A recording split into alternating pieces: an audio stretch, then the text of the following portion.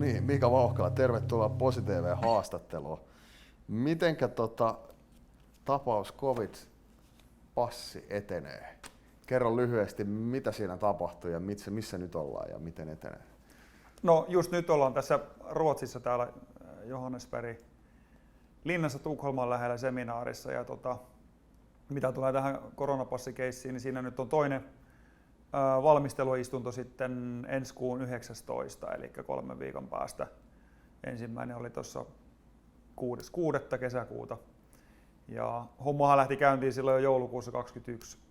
Eli oli menossa kluuvi kato 3 aamupalalle Fatserille kaverin kanssa kello 9 aamulla ja sitten pääsy evättiin, kun ei ollut koronapassia ja saman tien sitten lähti valtiolle ja Fatserille siitä sitten vaatimukset syrjinnästä, niin korvausvaatimukset, jotka ne sitten kielsi ja sitten siitä hyvin pian sitten alkuvuodesta viime vuonna helmi- tai maaliskuussa lähti sitten vaatimukset käräjäoikeuteen ja käräjäoikeus otti sitten homman vastaan ja tämä on nyt tällä hetkelläkin ainoa case koko maailmasta, missä niin kuin valtion isoin tai niin kuin ylin organisaatio on haastettu ja nimenomaan sitten koronapassista ja sillä tapahtuneesta syrjinnästä. Eli on monta koronaan liittyvää oikeudenkäyntiä PCR-testeihin ja rokotehaittoihin ja työn menettämiseen ja kaikkeen niin kuin tämän tyyppiseen. Mutta tämä on niin kuin tästä näkökulmasta niin kuin ainoa. Ja tässä nyt mennään, jarruja ei ole, peli on kerran lähdetty mukaan ja tästä saa vaan meikäläisen 180 asteessa pois, että all in. Olo on rento, kun on valmis lähteä. Eli mainitsitkin tuossa tosiaan, että ainoa maailmassa. Tämä oli sellainen yksityiskohta, minkä mäkin kuulin vasta tänään vai eilen, kun mä kuulin sen. Mä en tosiaan tajunnut, että se on noin uniikki. Jutellaan siitä vielä hetki. Eli ensimmäinen valmisteluistunto takana, toinen valmisteluistunto tulossa, sitten tulee käräjät, todistajia olit nimennyt, siellä oli. No siinä on nyt tämmöisiä niin sanottuja vihamielisiä todistajia, mikä nyt sille kaunis suomalainen sana, niin kuuluisimpia varmaan Sanna Marin, joka on nyt siellä Tony Blairin instituutissa. Koskaan ennen ilmeisesti Suomen oikeudenkäyntihistoriassa ei ole pääministeriä nimetty todistajaksi oikeudenkäyntiin. En ainakaan itse tiedä Suomen historiasta niin tarinaa. Sano, jos tiedät, niin kerro. Toinen merkittävä sitten niin sanottu, no en nyt sano niin vihamielinen, mutta tavallaan niin kuin valtion puolelta oleva Hanna Nohunek. Ja tätä moni suomalainen ei tiedä, että Hanna on tällä hetkellä tämmöisen kuin SAGE, eli strategisen neuvonantajaryhmän puheenjohtaja maailman terveysjärjestölle. Siis heillä on semmoinen noin 5-16 hengen ryhmä ja Hanna on nyt tänä vuonna alkanut siinä puheenjohtajana ja 3 vuotta on se pesti, eli Hanna on siellä. Sitten meidän puolella niin kuin minua auttamassa, niin sanotaan, että no valtion puolelta me ollaan nimetty siihen se Matti Muukkonen ja hän on tehnyt aina tämmöisen vertaisarvioidun artikkelin koronapassi, kritiikki ja perustuslaki tai perusoikeudet. Toki henkilökohtaisesti en Mattia tunne, että se on ihan vaan niin kuin, enkä näitä muitakaan, että työnsä puolesta vaan sitten kutsutaan sinne. Siinä on nimenomaan se näkökulma on se perusoikeudet ja se, että miten ne ei toteutuneet. Se on ihan hyvä artikkeli, kansi kenen tahansa lukea se. Sitten 2 ulkomaista expert niin witnessiä meillä on tähän, eli toinen on Ase Malhotra Briteistä ja hänen teema on sitten, mitä kansainvälinen tiedeyhteisö tiesi koronarokotteiden tehokkuudesta koronatautia vastaan ennen joulukuuta 2021. Ja Asema on ollut niin kuin Australiassa ja Amerikassa ja Briteissä ja muuallakin ihan parlamenteissa ja sitten valtamediassakin esillä. Ja toinen, mikä nyt sitten, kun kerkeen, niin laitan sitten Twitteriin, on nyt tässä viime aikoina neuvoteltu sitten monta kertaa, niin Astrid Zuckerberger tulee meille, ja hänen teema on sitten koronapassi ja public health niin kuin englanniksi, eli suomeksi varmaan määritelmä menee niin kuin koronapassi ja näkökulma niin kuin kansanterveyden ja julkisen terveydenhuollon näkökulmasta. Ja Astrid on Genevestä, sveitsiläis-norjalainen nainen. Hänen CV on 25 sivua paksu. Hän lähetti sen mulle tuossa jo keväällä. Mä en ole ikinä nähnyt semmoista. Ja hän on toiminut neuvonantajana YK:lle, EU:lle eli eri maiden hallituksille ja valloille, tai mitä näitä valtaa pitäviä on. Ja professori Geneve yliopistossa. Ja erikoisosa-alue on nimenomaan tämä niin public health, julkinen terveys niin näkökulma. Ja tälleen niin strategisesti ajateltuna tämä Suomen oikeusjärjestelmä, tämäkin voi olla monelle uutta tietoa ja mä itsekin tässä oppinut, kun mä en ole mikään juristi enkä lääkealan ammattilainen. Eli ne, ketä nyt nimetään niin todistajiksi tai asiantuntijalausunnon antajiksi tähän eka-levelille eli käräjäoikeuteen, niin vain he voi sitten olla hovioikeudessa ja korkeimmassa oikeudessa myöhemmin mukana. Eli tämä on tosi tärkeää tähän alkuun laittaa nämä henkilöt, ketä sitten tarvittaessa on siellä myöhemmin. Ja Astrid varsinkin, niin hänellä on siis se teema tehdään niin spesifiksi ja laajaksi, että hän voi puhua siitä 2 minuuttia tai 2 päivää. Ja tietomäärä on ihan valtava. Ihan varmaan maailman niin kuin huippuhenkilöitä siinä. Ja näillä mennään ja nyt sitten tuossa 19. päivä on siis toinen valmisteluistunto. Lokakuuta saa tulla paikan päälle seuraamaan. Ja siellä mä tuun sitten esittämään Suomen niin kuin valtioedustajille, Fatzerille ja tuomarille sitten sen, että pyydetään sitä, että ne varsinaiset oikeudenkäyntipäivät on täysin julkisia ja striimattavissa. Ne voi kestää 2-3 päivääkin, siellä on niin paljon sitten asiaa ja tuolla on valtavat määrät mullakin sähköposteissa näitä valtiojuristien ja Fatzerin juristien ja sitten mun lakitiimin papereita ja asiantuntijalausuntoja. Siellä on ihan hirvittävä tietopaketti. Toki me tullaan julkaisemaan se jossain vaiheessa niin kuin koko maailmalle sitten kaikki ne asiakirjat sieltä. Siinä saa sitten tiedemiehet ja lääkealan ammattilaiset ja juristit, tuomarit sitten iltapalaksi vähän opiskella asiaa. Mutta pyritään, että se olisi julkinen, striimattavissa ja MTVn toimittaja sanoi mulle, kun MTV on tätä seurannut hommaa, niin sanoi, että jos se saadaan se striimauslupa, niin se olisi ensimmäinen oikeudenkäynti Suomessa, mikä niin livenä striimattaisiin. Ja sitten tarkoitus on siinä, että siinä on niin englannin kielellä tulkkaukset ja näin niin studioista, sitten nettistudioista, että sitä voi niin mistä päin maailmaa sitten seurata simultaanitulkkauksen niin avulla niin englanniksi vähintään. Ja kaikki tehdään niin sen eteen, että vapaus voittaa mitä vaan voidaan, mitä tässä voi niin pieni kansalainen tehdä ja ketä tässä jengiä sitten tullut mukaan jeesaamaan ja eri puolilta maailmaa on tullut yhteydenottoja ja viestejä. Ja tää on ihan vaan all in. Mikä oli se päivämäärä vielä, se tarkka päivämäärä, kun sitä kysyttiin sitä? Se oli 10. joulukuuta 2021. Nyt kannattaa tarkistaa PosiTV-haastattelu Hanna Nohynekistä, koska mä muistan, että hän, ja nyt pitää tarkastaa tämä, mutta ulkomuistista mä muistaisin, että hän sanoi, että he tiesi jo marraskuussa 2021 siinä haastattelussa, että tämä ei estä tarttumista eikä leviämistä tämä rokote. Eli tavallaan silloin koko pohjapassilta voidaan... Joo, siellä on Hannasta. Todennäköisesti meillä on siitä jo sitaatti, mä voin vielä varmistaa, mutta Hannahan on nimenomaan tämän takia osittain nimetty todistajaksi, koska hän on nyt keväällä myöntänyt sen. Tai jopa silloin, kun teillä on, pitää katsoa se jakso, mikä siellä on. Ja Asko Järvinenhän myönsi nyt siinä Puheenaihe-podcastissa nyt keväällä suoraan, että oli tiedossa, kun passi tulee, että se ei toimi. Ja sitten me ollaan nyt toimitettu Suomesta, Saksasta, Vietnamista, Britanniasta, Amerikasta jo toukokuussa nyt tänä vuonna iso nippu siis niin kuin tieteellistä todistetta ja valtamedian todisteita, kaikkea näitä, että oli jo tiedossa, että ne rokotteet ei estä taudin saamista tai sitten sen levittämistä.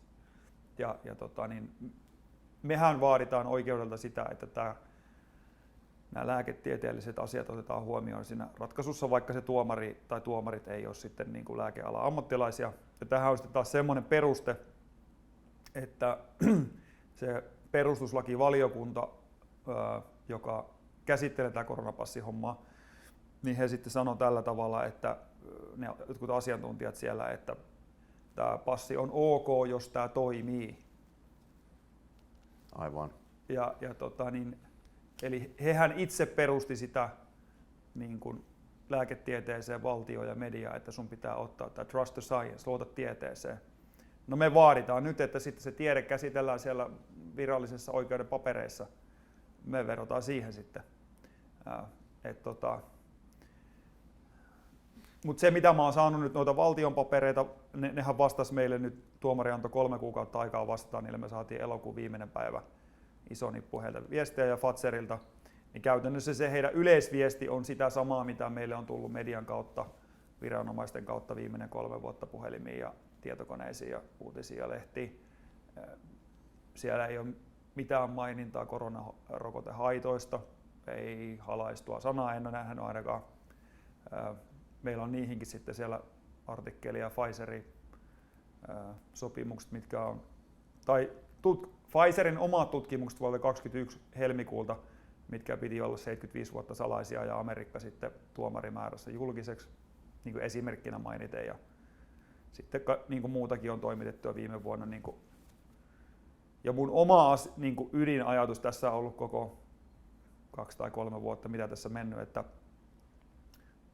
taas kun mä en ole siis, en ole lakimies tai juristi tai lääkäri, mutta tämmöinen ihan kansankielen ajatus, että kun perustuslaissa on niin kuin oikeus tavallaan terveyteen ja sitten vapauteen, ja onhan siellä muitakin oikeuksia, mutta niin yleensäkin lääkkeissä on riskejä eri rokotteissa tai tuotteissa muutenkin, niin ei missään olosuhteissa saa tehdä sillä tavalla, että kansalaista velvoitetaan, jotta hänen se vapausoikeus toteutuu ottamaan riski omaan terveyteen liittyen ottamalla jotain lääkettä. Tämähän on ihan nurinkurinen homma. Eihän tämmöinen ole niin kuin ok. Mutta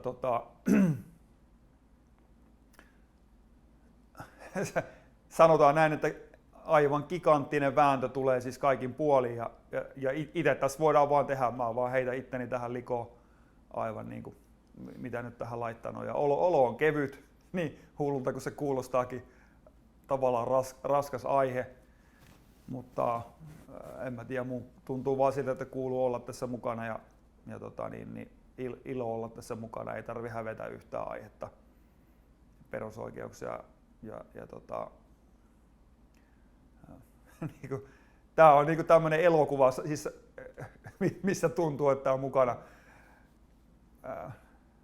Niin, aika näyttää kuin pitkälle tämä menee, mutta mä itse uskon, että mä voitan tämän homman ennemmin tai myöhemmin. Ja tässä voi mennä siis kauankin aikaa, että tämä voi mennä vaikka sinne Euroopan ihmisoikeustuomioistuimeen tai kuinka pitkälle vaan, mutta siis niin kauan kun mun henki pihisee, niin mä oon tässä gameissa mukana. Tällä mentaliteetillä mennään. Pari kysymystä loppuun. Ei tarvitse paljastaa sellaisia asioita, mitä et halua paljastaa, mutta sen verran haen tuosta, että onko siis strategia nyt, ja ei tosiaan tarvitse paljastaa, jos ei ole, mutta onko strategia nyt siis näyttää, että viranomaiset tiesi jo, että nämä ei toimi, tieto oli ainakin vähintään saatavalla, että ne ei toimi, ja sitten yhdistää siihen tämä perustuslaittomuus, vai minkälainen, niin kuin, mikä on se vielä se niin kuin tiivistetysti se päästrategia, mitä te aiotte näyttää, että mikä tässä meni väärin? No siis siellä on monta aspektia kaiken maailman yhdenvertaisuuteen, Euroopan ihmisoikeuspykäliin ja niin kuin näitä lakitermejä on niin kuin monta kappaletta siellä. Eli syrjiminen on varmaan se pääjuttu siinä, joo, ja sitten on tämä yksityisyyden suoja, terveystiedot. Mulla ei ollut siis mitään sairautta eikä diagnoosia eikä lääkitystä silloinkaan päällä. Ja me oltiin kaverin kanssa menossa vielä uimaan siinä aamuna. Me ei päästy sinne uimahallinkaan. Sitten me lähdettiin syömään Pfizerille aamupalalle. No menenkö mä nyt sairaana uimahalliin? Mutta kun emme päästy sinnekään, niin pitäisikö Helsingin kaupunki haastaa siitä sitten? Olisi liian monta paikkaa, jos kaikki laittaisi tonne. Mutta minimivaatimus, mikä meillä on, siellä on siis rahallinen vaatimus 10 tonnia valtiolta ja sitten Fazerilta kanssa, jonka mä oon luvannut lahjoittaa sitten niin kuin veteraaneille, jos niitä vielä hengissä on, mikäli mulle määrätään mitään voittorahaa. Eli mä annan ne pois. Mutta minimivaatimus siellä on semmoinen, että valtio vähintään kirjallisesti myöntää, että mun perusoikeuksia loukattiin. Siis tää on niinku se ihan se ydin. Siis vähintään, että tulee vaan mustaa valkoisella. Se ei montaa niinku näppäilyä vaadi sieltä, että tuomarit se kirjoittaa tai näin. Et se on ihan minimi. Ja silloinhan me käytännössä olisi voitettu tää koko homma, niinku, tää setti. Että tässä on tosi paljon pelissä tässä hommassa, niinku, ei ainoastaan Suomea ajatella, vaan ihan niinku, tällä voi olla implikaatiota vaikka kuinka pitkälle. Sitä voi vaan jokainen niinku, fantasia maailmassa kuvitella, että jos iltapäivälle uutinen tai mikä tahansa on, että Suomen valtio ja Fazer hävisi koronapassioikeudenkäynnin veronmaksajalle, niin siinä vedetään tavallaan tietyssä mielessä koko koronatouhu vessapöntöstä alas. Niin kuin, näin se on. Mutta se on myös valtava skandaali, jos käräjäoikeus sitten sanoo, että mua ei ole syrjitty ja tämä oli ok ja tämä kaikki oli ok, niin silloinhan se tarkoittaa sitä, että meidän pitää vaan valittaa sitä eteenpäin ja sitten sitä vaan väännetään. Mutta tärkeä homma tässä on myös se, että tämä mun homma toimii niin kuin, ja varmasti moni muukin, niin semmoisena jarruna, mitä nämä valtaa pitävät tekemään. Niin tämä on tavallaan jarru tässä systeemissä ja niin samaan aikaan, kun tämä tarina tässä etenee. Et tavallaan mulla itsellä ei ole jarruja, mutta sitten tavallaan tämä itse homma toimii niin kuin tällaiselle terveystyrannialle, niin vähintäänkin jarruna. Näin. No, aika moni ihminen, siis mä väitän, että suurin osa, ja tämä on nyt vaan mun oma väite, mutta mä väitän, että suurin osa suomalaisista haluaisi unohtaa koko koronan. Ja mä oon kuullut hyvin paljon itse sellaisia kommentteja, että mitä te nyt vielä siitä jauhatte, ja antakaa sen nyt jo olla, se meni jo.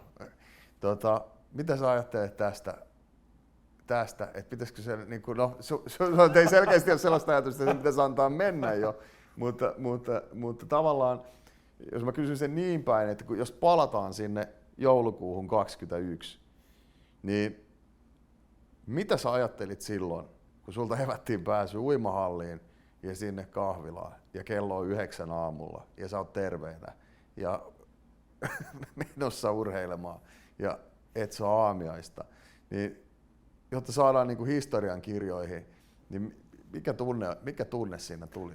No, mulla oli ihan rehellisesti siis semmoinen tilanne silloin, että varmaan 10 paikasta, mutta yhteensä kun mä oon laskenut, niin käännytettiin pois tai evättiin pääsy. Oli yökerhoa ja sitten oli pubia, 2 pubia Punavuoressa ja Turussa 1 yökerho. Ja sille Turun yökerhon naiselle, joka oli siellä, biljaripaari, terveisiä vaan kuka olitkaan, niin jäänyt aina mieleen, kun kello oli jotain 11-12 ja me oltiin urheilukisoissa sitten, padelkisoissa Turussa ja oltiin sitten hotellissa. Ja sitten siinä safkan jälkeen siellä hotellissakin oli koronapassi, mutta ne ei tullut sitten, niillä oli niin kiire niillä tarjoilla, että ne ei kerennyt kysyä sitä. Ja sitten ihan vaan pokerilla pääsi onneksi syömään, ei heitetty pihalle siitä pöydästä. Mutta sitten mentiin siihen viereiseen baariin, en muistaisi sen nimeä. Ja siellä sitten naisvartija tai niinku työntekijä huusi, että hei, onko äijällä koronapassi? Mä sanoin, ei ole. Ja nosti käden niin kuin vaakasuuntaan ja käteni osoittamaan suuntaan. Ulos! Niin tavallaan se, että nämä jatkossa toteudu nämä hommat, niin tämähän on sitä varten mä teen tämän jutun. Se meni se eilinen, se toissa talvi siellä, mutta täällä on just nämä WHO ja EU-pandemiasopimukset tai niin kuin nämä koronapassi on laajennettu nyt sopimuksen muodossa olemaan maailmanlaajuinen kesäkuussa tänä vuonna. Eli siellä on kaikki valmius siihen nyt olemassa. Eli vielä pitemmälle ollaan mahdollista viemään asia. Ja sitten on se WHO ja maailman maiden neuvottelussa oleva diili siitä pandemiasopparista, missä sitten WHOlla olisi niin kuin ylivalta kävellä meidän perustuslakia yli oikein niin kuin kunnolla. Eli siis tämä tehdään niin kuin huomista varten, niin kuin, sehän tässä tämä homman nimi on. Mä en ole tässä niin kuin rahan takia mukana tässä, jokainen, joka matematiikkaa ymmärtää, että jos mä lupaan sen 20 tonnia, mitä vaaditaan, antaa pois, jos mä siis voitan ja mulle ei määrätään mitään voittorahaa, plus sitten se, että mun omalla Henkoht-nimellä on siis valtava niin kuin, ekonominen riski niin kuin tässä olemassa. Toki mä uskon, että niin kuin, asiat järjestyy rahan puolesta ja näin, mutta jokainen ymmärtää se, että tämä ei ole niin kuin, tähän ei ole lähdetty niin kuin liiketoimintamielessä tähän juttuun niin sanotusti, että varmaan vähän pienempiäkin riskejä on olemassa. Yleisesti sitten kirjoitetaan kirja tai tehdään elokuva tai joku muuta sitten myöhemmässä vaiheessa. Mutta loppuun vielä hei sellainen kysymys, ihan niin, me ollaan kuitenkin PosiTV ja halutaan niin kuin myös tätä positiivista diskurssia tähän, vaikka onkin ollut erittäin positiivinen keskustelu. Negatiivista asiasta positiivinen keskustelu. Kyllä. Niin mikä on sun niin kuin anti tästä? Mitä sä ajattelet, mitä sä oot niin kuin henkilökohtaisesti tästä kaikesta? Ootko oppinut, ootko kasvanut, onko jotain myönteistä, mitä näet tässä kaikessa? Niin tähän, mihin mä oon nyt lähtenyt mukaan. Niin.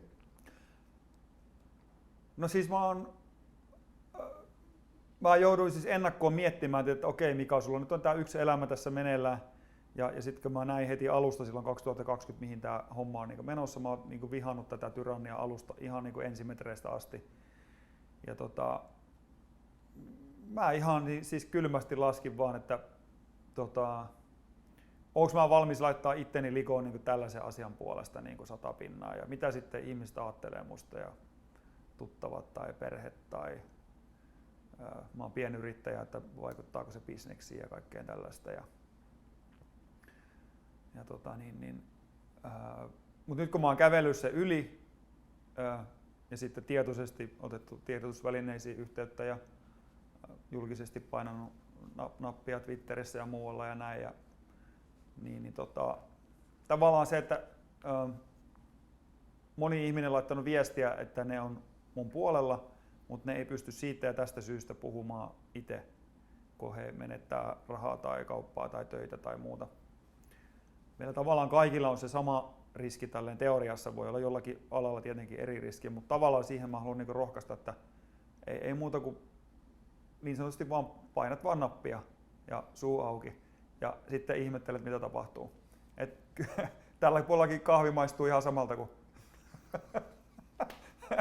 sille, että pitää suun kiinni. Ja jos joku vihaa, niin sitten vihaa, mutta sisimmässään suuri osa ihmistä arvostaa perusoikeuksia ja tässäkin niin kuin suurin osa viesteistä, mitä mulle tullut, niin on vaan niin kuin, että respect. Ihan sama mistä taustasta ihmiset on. Että tosi harvassa on ne, mitkä sitten on tuolla jotain sanonut, että mitä niin kuin ihmeen järkeä tässä touhussa on. Eihän nyt kahvikupin takia kansi tällaiseen juttuun lähteä mukaan. Mut, niin kuin täälläkin nyt on Tukholmassa oltu ja täällä on ympäri maailmaa näitä Amerikkaa ja muuta myöten kaiken maailman tohtoreita ja muita paljon oppineita ja lukeneita ihmisiä, jotka tietää miten maailma menee ja muuta, niin tässä on vaan niin kuin todella iso riski siihen, että maailma menee sellaiseen tyranniaan, mitä me ei ole ikinä nähty. Niin kuin valtava riski siihen olemassa, että suurempi riski nyt olisi tavallaan olla tekemättä yhtään mitään. Että niin kuin suurempi riski on pistää niin kuin suu kiinni ja